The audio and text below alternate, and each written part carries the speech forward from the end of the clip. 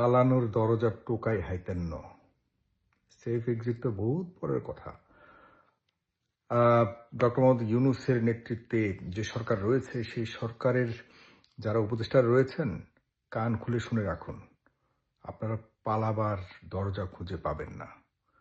নোয়াখালীর ভাষায় একবার বলেছিল ওবায়দুল কাদেরের ছোট ভাই যে দরজার টোকাই হাইতেন ন। আসলে উনি সঠিকই ছিলেন। উনি সেই যখন আওয়ামী লীগ ক্ষমতায় ছিল তখন উনি এই বক্তব্য দিয়ে সারা বাংলাদেশে ভাইরাল হয়েছিল। ওনার কথাই সঠিক হয়েছে। জুলাই বিপ্লবী যারা আছেন তাদের সবার কাছে অনুরোধ, স্বরাষ্ট্র উপদেষ্টা তাকে যেখানে পাবেন সেখানে তাকে প্রতিহত করবেন। এই বদমাইশ হচ্ছে গিয়ে সব নাটের গুরু, তাকে দিয়েই ওয়াকার সব অপকর্মগুলো করাচ্ছে। ডক্টর ইউনূস আপনার মতো এরকম এই ভদ্র চোর, ভদ্র সুদখোর আমাদের দরকার নাই ভাই। আপনি এই দেশটারে, এই বিপ্লবটারে ড্যাশ মাইরা তারপরে ছেড়ে দিয়েছেন। একটা সতর্কবার্তা দিয়ে রাখছি, গালিগালাজবিহীন একটা সতর্কবার্তা। গালিগালাজ করলে তো আপনারা শুনেন, একটু সতর্কবার্তা নিজেদের জন্য মাঝে মধ্যে একটু শুনে রাখেন, দেশের জন্য, দশের জন্য, সমাজের জন্য ভালো হবে। এটি খুবই গুরুত্বপূর্ণ এবং সম্ভাবনাময় একটি সতর্কবার্তা হতে পারে। সম্মানিত দর্শক, নতুন একটি নিউজে আপনাকে স্বাগতম। আজকে দিনে বাংলাদেশের রাজনৈতিক সর্বশেষ যে পরিস্থিতি তৈরি হয়েছে তারই আলোকে খুবই গুরুত্বপূর্ণ কিছু ভিডিও নিয়ে আপনাদের সামনে হাজির হয়েছি। তাই আজকের ভিডিওটি খুবই গুরুত্বপূর্ণ হতে যাচ্ছে। আজকের ভিডিওটি দেখলে বাংলাদেশের রাজনৈতিক সর্বশেষ পরিস্থিতি সম্পর্কে খুবই গুরুত্বপূর্ণ কিছু তথ্য পেয়ে যাবেন। তাই ধৈর্য ধরে সম্পূর্ণ ভিডিওটি দেখার অনুরোধ রইল। তার আগে ছোট করে একটি অনুরোধ, আপনারা যদি এ ধরনের আপডেট নিউজগুলো সবার আগে পেতে চান অবশ্যই চ্যানেলটি সাবস্ক্রাইব করে বেল আইকনটি অল করে দিবেন। ইতিপূর্বে যারা সাবস্ক্রাইব করেছেন তাদেরকে অসংখ্য ধন্যবাদ। চলুন দর্শক, একটি লাইক দিয়ে একে একে সেই গুরুত্বপূর্ণ ভিডিওগুলো দেখে আসি। পালানোর দরজা টোকাই হাইতেন ন। সেফ এক্সিট তো বহুত পরের কথা। ডক্টর মোহাম্মদ ইউনূসের নেতৃত্বে যে সরকার রয়েছে সেই সরকারের যারা উপদেষ্টা রয়েছেন কান খুলে শুনে রাখুন, আপনারা পালাবার দরজা খুঁজে পাবেন না। নোয়াখালীর ভাষায় একবার বলেছিল ওবায়দুল কাদেরের ছোট ভাই যে দরজার টোকাই হাইতেন ন। আসলে উনি সঠিকই ছিলেন। উনি সেই যখন আওয়ামী লীগ ক্ষমতায় ছিল তখন উনি এই বক্তব্য দিয়ে সারা বাংলাদেশে ভাইরাল হয়েছিল। ওনার কথাই সঠিক হয়েছে। দরজা টোকাইয়ে পায়নি আওয়ামী লীগের যারা দুর্নীতিবাজরা ছিল, তারা দরজা টোকায় পায়নি পালাবার জন্য। আপনারা তো আরো ভয়ঙ্কর অবস্থায় পড়বেন। সে প্রথম থেকেই যারা বর্তমানে হাজারো মানুষের রক্তের বিনিময়ে যারা বর্তমানে ক্ষমতায় আছেন, যাদেরকে আমরা বসিয়েছি, যাদেরকে আমরা আগের সরকারের তুলনায় ভালো সরকারি কাজকর্ম করবে বলে আমরা তাদেরকে বসিয়েছি, এই উপদেষ্টারা কি ভালো কাজ করছে বলে মনে করছেন আপনারা? দেখুন, এক উপদেষ্টা, সাবেক উপদেষ্টা, এখনো পর্যন্ত 1 বছর যায়নি, এখনই তিনি বলছেন তার যারা কলিগ ছিলেন অন্য মন্ত্রীরা বা উপদেষ্টা তারা নাকি সেফ এক্সিট খুঁজছে। এই কথাগুলি কদিন প্রতিনিয়ত আমি বলে আসছি, বা অনেকেই বলছেন হয়তো, আমি বলে আসছি এই সরকারের উপদেষ্টারা প্রত্যেকের ব্যাংকের হিসাব দিতে হবে। তাদেরকে প্রথম থেকে বলা হয়েছে যে আপনারা আপনাদের ব্যাংক হিসাব দিন, আপনারা আপনাদের আগের কত টাকার মালিক আর এখন যখন মন্ত্রিত্ব ছাড়বেন তখন কত টাকার মালিক হয়েছেন, এগুলি আমরা যাচাই করতে চাই। কারণ আপনারা ভালো উদাহরণ তৈরি করতে এসেছেন, আপনারা টাকা চুরি করতে আসেননি। এখন পর্যন্ত কোনো উপদেষ্টা এই দাবি পূরণ করেনি বা এ আহ্বানে সাড়া দেয়নি। কেন? আপনারা কি তার মানে দুর্নীতি করতে এসছেন? আমরা করতে পারি দুর্নীতি, কারণ আমরা সরকারের খাই না, আমরা মানুষের খাই না, আমরা পরিশ্রম করে খাই, 2 নম্বরই করে যাই করি, সাধারণ মানুষ কোটি কোটি মানুষ করুক গা, কিন্তু আপনারা করতে পারবেন না। বিকজ আপনারা সরকারে আছেন, আপনাদেরকে বেতন দেওয়া হয়, আপনারা সরকারের মানে আমরা যারা রক্তের এই প্রায় হাজার হাজার মানুষের রক্তের বিনিময়ে আপনাদেরকে এখানে বসানো হচ্ছে, আপনারা কমিটেড টু দ্য নেশন, আপনারা কোনোভাবেই ছাড় পাবেন না। শুধুমাত্র উপদেষ্টা নন, উপদেষ্টার আশপাশে যেসব শিখি আদুলি টাদুলি আছেন, এই প্রেস সচিব, মেস সচিব থেকে শুরু করে যতগুলি আছেন, সবার অ্যাকাউন্ট চেক করা হবে। আপনারা মনে করবেন না যে এখন থেকে আপনারা ওই সম্ভাব্য যেসব রাজনৈতিক দল আছে ক্ষমতায় আসবে তাদের সাথে ভালো ভালো সম্পর্ক রেখে তাদের সাথে একদম খুব দহরম মহরম হাই প্রোফাইলের যারা নেতারা আছে তাদের সাথে বিমানে বসে সেলফি তুলে বা তাদের সাথে খুব ভালো সম্পর্ক, লেনদেনের সম্পর্ক করে পরবর্তীতে আপনারা পার পেয়ে যাবেন। ভুলে যান, আপনাদেরকে ছাড়া হবে না। আই মেন ইট, আপনাদেরকে ছাড়া হবে না, আপনারা মাথায় রাখবেন, ঠিক আছে? এখন সেফ এক্সিটের এমন হুমকি একজন সাবেক উপদেষ্টা দিয়েছে নাহিদ। সে নিজে কতটুকু ভালো মন্দ করেছে সেটি সে যদি দেখাতে পারত, সে যখন মন্ত্রিত্ব ছাড়লো তখনই যদি সে দেখাতে পারত যে সে কি অবস্থায় ছিল, কি অবস্থা নিয়ে সে বেরিয়েছে, তার আর্থিক অবস্থা কি ছিল, তার বিষয়ে, তার বাবার ব্যাপারেও, তার ব্যাপারেও কিন্তু অভিযোগ উঠেছিল। আমরা কিন্তু সেটিকে গুরুত্ব দেইনি, সেটিকে আমরা বলেছি একটি হয়তো মিথ্যা প্রপাগান্ডা ছড়ানো হচ্ছে। কিন্তু তার দায়িত্ব ছিল, সে যখন মন্ত্রিত্ব ছেড়েছে তখন কিন্তু এগুলিকে স্পষ্টভাবে জনগণের কাছে বলা উচিত ছিল, কিন্তু সে করেনি। তার এই পুরো দল কিভাবে চলছে? এনসিপি কার টাকায় চলছে? এনসিপি এত বড় বড় প্রোগ্রাম কার টাকায় চলছে? এনসিপির যেসব নেতারা রয়েছে তারা বাড়ি টাড়ি করে বাড়ি ঘর এক একটা আঙ্গুল ফুলে কলা গাছ কার টাকায় হয়েছে? এগুলোকে জবাব দিবে না? দিতে হবে। কারণ তারা এখন আর জুলাই এই চেতনা বিক্রি করে চলবার মতো কোনো সুযোগ নেই, কারণ তারা এখন নিজেরাই একটা দল করেছে। সুতরাং এনসিপির নেতারা যারা রয়েছেন, আপনারা এনসিপির নেতা, আপনারা জুলাইয়ের অংশীদার নন। আমরা সবাই জুলাইয়ের অংশীদার, আপনারা এখন এনসিপির মালিক, আপনাদেরকে জবাবদিহি করতে হবে। কিন্তু আপনারা করেননি। আপনাদের এই বিষয়গুলো স্পষ্ট করা উচিত, কারণ আপনারা জুলাইকে পুঁজি করে খালি আপনারা চতুর্দিকে দখলদারিত্ব করে যাবেন, সব জায়গাতে আপনারা হাম করেঙ্গে তেম করেঙ্গে একটা ভাব নিয়ে সব জায়গাতে চলবেন। এগুলোই শেষ করা উচিত, এগুলোর শেষ হওয়া উচিত। কারণ আপনারা সব জায়গাতেই নিজেদের শুধুমাত্র আশপাশে যারা আছে তাদেরকে নিয়েই বহুত কিছু করছেন। আস্তে আস্তে সব খবর বের হবে, এনসিপির লোকজন আপনাদেরকে বলে রাখছে। যাই হোক, এখন মূলত উপদেষ্টা যারা রয়েছেন, রিজওয়ানা হাসান, তিনি বলেছেন যে তিনি দেশ থেকে যাবেন না, দেশেই থাকবেন। অন্যরাও বলেছেন, আসিফ মাহমুদ বলেছেন, সবাই বলেছেন। ঠিক আছে ভাই, তাহলে আপনারা দেশেই থাকবেন। অবশ্যই আপনার দেশ থেকে বের হওয়ার কোনো সুযোগও নাই, কারণ ওই রকম সুযোগ আপনারা পাবেন না। কারণ কোথাও গিয়ে আপনারা ওরকমভাবে সুযোগ মানে খুব শান্তিপূর্ণভাবে বসবাস করতে পারবেন, এটাও সম্ভব না। কারণ আপনারা আইসোলেটেড হয়ে গেছেন বর্তমানে। আপনারা বর্তমানে শুধুমাত্র সরকার হয়ে গেছে, মনে হয় যেন মঙ্গল গ্রহ থেকে একটা রেডিমেড সরকার বসছে। এদের সাথে জনগণের কোনো সম্পর্ক নেই। এরা নির্দিষ্ট কিছু কাজ করছে, যারা এদেশের জন্য যারা প্রাণ দিয়েছে, 24-এ যারা যুদ্ধ করেছে, এদের সাথে তার এই সরকারের কোনো সম্পর্ক নেই। তো যাই হোক, আপনারা এভাবে থাকুন, আপনারা এভাবে করুন, চলুন। আপনারাই সব করেছেন ভাবটা এমন, কিন্তু আপনাদেরকে যাই করছেন এগুলির হিসাব আপনাদেরকে দিতে হবে পূর্ণাঙ্গভাবে। সুতরাং সবাইকে আমি সজাগ থাকতে বলবো এদের ব্যাপারে। আমরা এই জুলাই এখন এমন একটা পর্যায়ে চলে গেছে, একটা কি বলবো, খুব দুঃখের জায়গায় চলে গেছে। খুব আফসোস হচ্ছে আদৌ থেকে জুলাই হয়েছিল কিনা, এমন একটা ভাব চতুর্দিকে চলমান, এমন একটা অনুভব মাঝে মধ্যে জাগ্রত হয় মনের মধ্যে, যে আসলে এতগুলি মানুষ জীবন যে দিয়েছে, আমাদের যে 2024-এর এই কিছুদিন আমরা যে রাত দিন একাকার করে এই স্বৈরাচারের বিরুদ্ধে লড়াই করে অনেক মানুষ প্রাণ দিয়েছে, অনেক যুদ্ধ করেছে, এই বিষয়গুলো মনে হয় যেন স্বপ্ন ছিল। এগুলির বাস্তবতা বর্তমানের সাথে কোনো কিছুর মিল খুঁজে পাচ্ছি না। এগুলি এই একটা রক্তাক্ত কয়েকটা দিন মনে হয় যেন ইতিহাস থেকে মুছে গেছে। খুব কষ্ট লাগছে, খুব কষ্ট লাগছে। কারণ শুধুমাত্র রাজনৈতিক লাভের জন্য সবাই দৌড়াচ্ছে।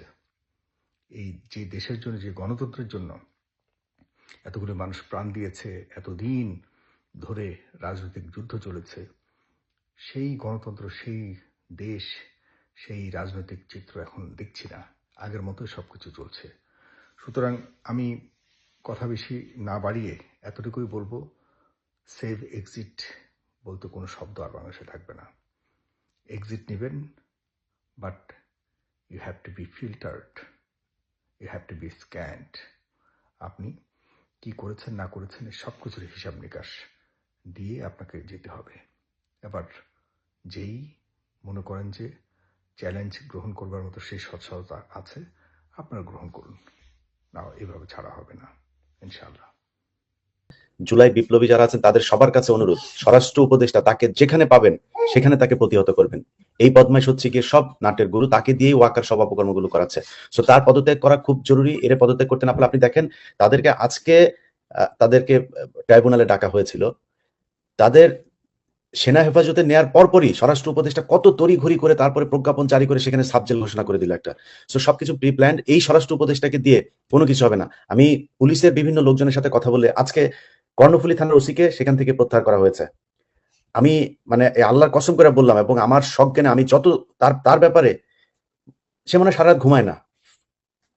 এই হোয়াটসঅ্যাপে আওয়ামী লীগের কোন গ্রুপে হাসিনা কথা বলে, ওই এলাকার হোয়াটসঅ্যাপের গ্রুপগুলোতে কি বলে, ইসকন কি বলে, সারা রাত সে আমাকে টেক্সট করতো যে ভাই এই যে এখানে হচ্ছে। এবং তার এই তথ্যের ভিত্তিতে আপনার আমি জানি না সে এগুলো কোত্থেকে পেত।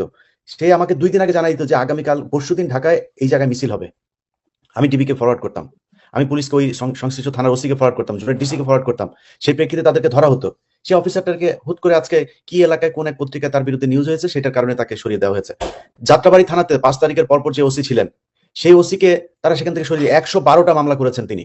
আওয়ামী লীগের এমন কেউ নাই। সেই মামলার উপরে বেস করে এখন অনেক কিছু করা হচ্ছে, অনেককে সেই মামলায় দেওয়া হচ্ছে, অনেককে বাদ দেওয়া হচ্ছে। কিন্তু এত পরিশ্রমী, এত আওয়ামী বিরোধী একজন অফিসার, তাদেরকে এই স্বরাষ্ট্র উপদেষ্টা থাকতে দিচ্ছে না, এই খোদা বক্স সে থাকতে দিচ্ছে না, এরা এগুলো করে যাচ্ছে। তো আমার মনে হয় এই বিচারগুলো পেতে হলে এবং তাদেরকে যথাযোগ্য শাস্তি দিতে হলে স্বরাষ্ট্র উপদেষ্টাকে এখান থেকে পদত্যাগ করতে হবে, সরাইতে হবে। কারণ ওয়াকারের এই চালাকে দেখে তারপরে এই ধরনের বিচার কোনোভাবেই সম্ভব না।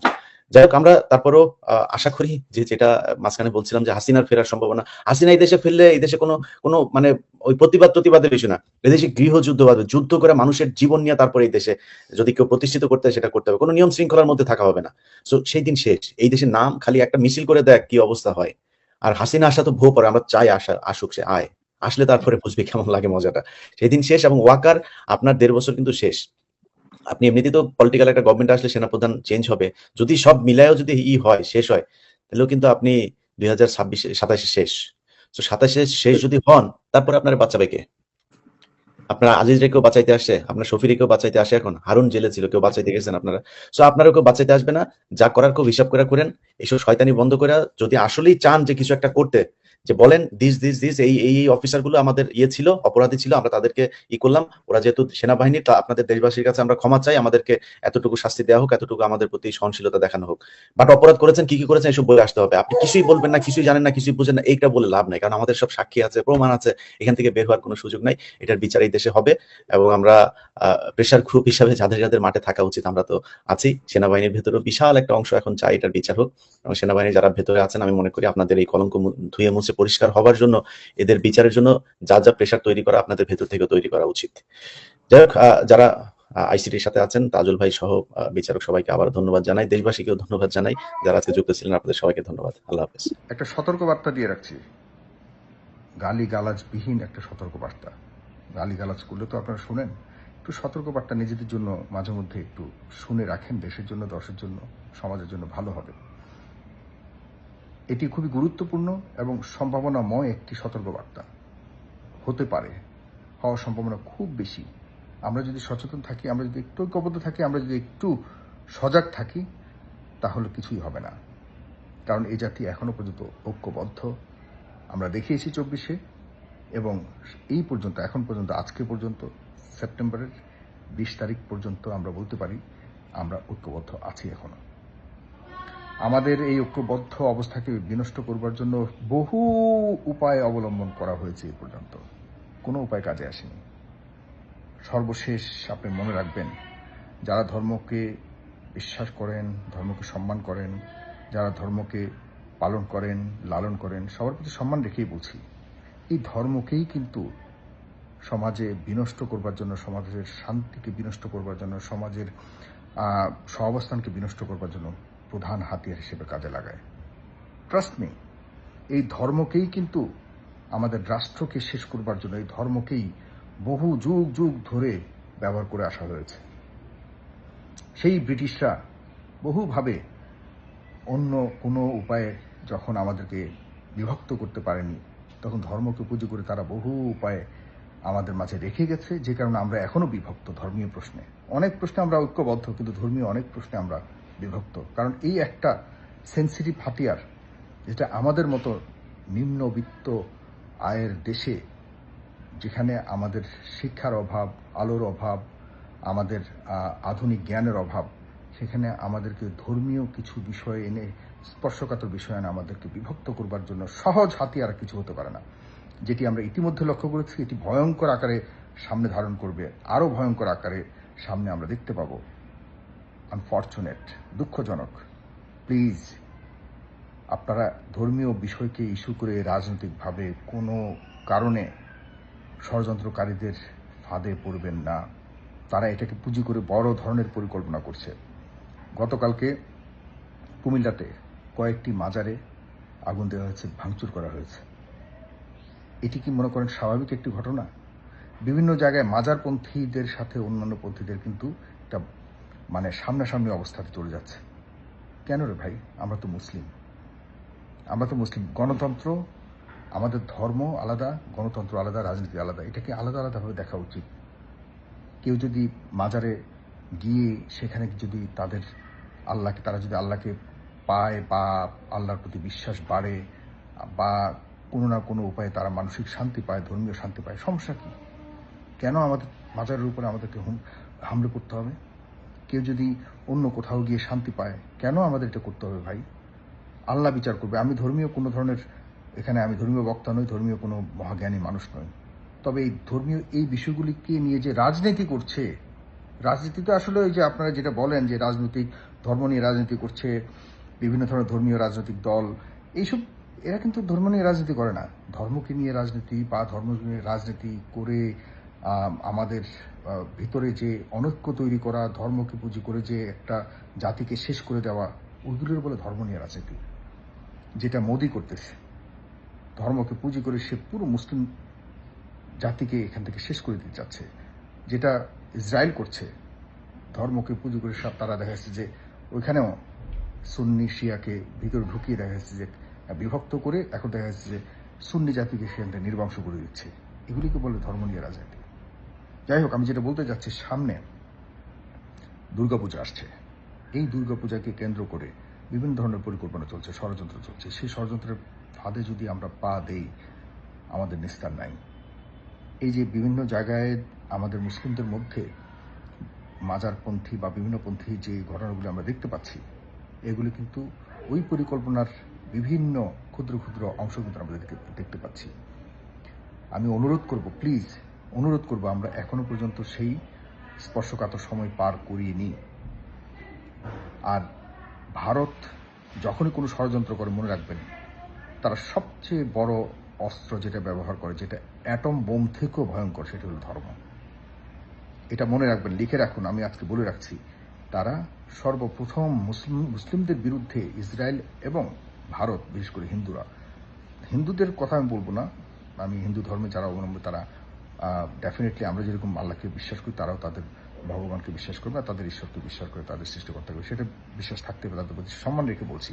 তারাও জানে না যে এই মোদি রাজনৈতিক কারণে, তার হীনমন্যতার কারণে, তার ব্যাকওয়ার্ডনেস চিন্তাভাবনার কারণে, তার চরমপন্থা, ধর্মীয় চরমপন্থা চিন্তাভাবনার কারণে সব কিছুকে রাজনৈতিকভাবে সে ব্যবহার করার জন্য সে একজন বদ্ধ উন্মাদ হয়ে গেছে। সারা বিশ্ব এখন যেটা বুঝতে পেরেছে, যে কারণে সারা বিশ্বের বিভিন্ন প্রান্ত থেকে আস্তে আস্তে কিন্তু এই মোদির এইসব কুচক্রকে বুঝতে পেরেছে এবং পাশাপাশি দেখা যাচ্ছে যে হিন্দু ধর্মের প্রতি মানুষের একটা অন্যরকম নেতিবাচক ধারণা জন্মাচ্ছে। এটা শুধুমাত্র মোদির কারণে। হিন্দুদের সেটা দায়িত্ব, হিন্দুদেরকে বুঝতে হবে, সেই দিকে আমি যাচ্ছি না।